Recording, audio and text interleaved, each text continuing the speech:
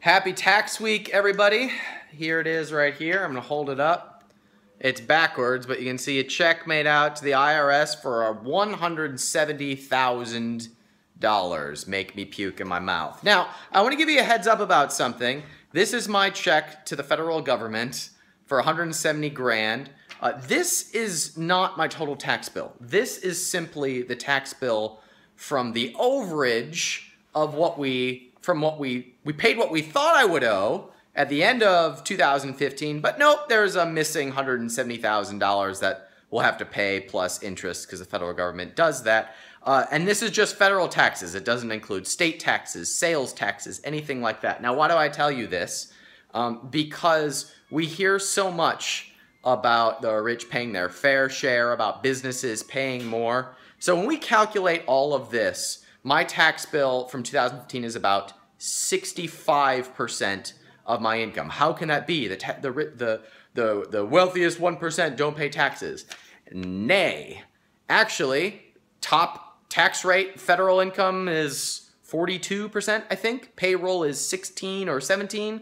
So that's 58 right there, plus sales taxes, import taxes.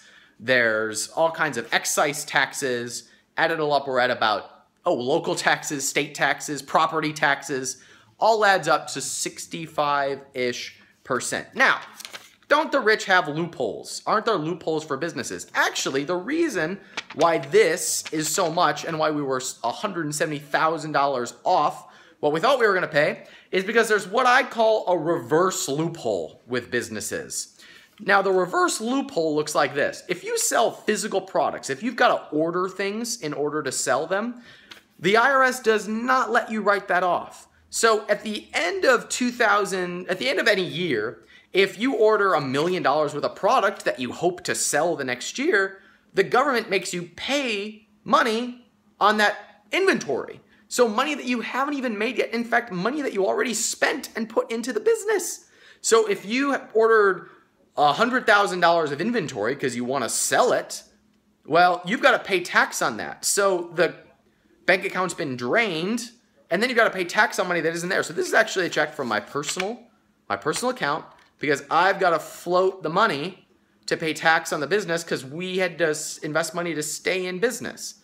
Now, what could a business person do with a check for $170,000? By the way, I know what you're thinking.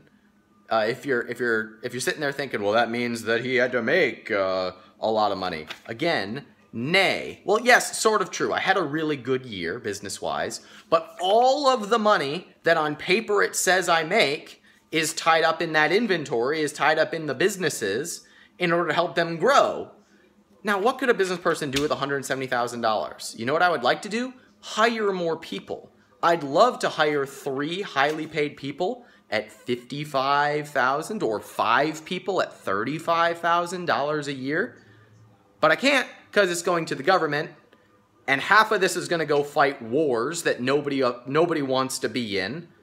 At least a quarter is going to go to bureaucracy, just paying for the management of things like the IRS. I'd love to put it back into a business or back into people. So every time you hear that the government creates jobs or the government is going to do something, just know that in order to do that, it has to take money from jobs that normally would be created, and it then goes and spends that money on bureaucracy and wars and programs that don't work, and this much might go to a program that you like. And the majority of it goes to something that we probably all agree on we don't like and don't want to be a part of. So the government can't just create things out of thin air. It has to take from what would be productive, hiring people, investing into more products and services, creating better experiences for customers, putting into a college fund for my 10-month-old daughter. Any of that would be a better use. But no, people got to pay their fair share. It's not how it works, people. It's not how it works. The most productive and most efficient place to put money if you want to grow the economy and fix all our problems is back into the hands of people, not in the hands of greedy, out-of-touch politicians.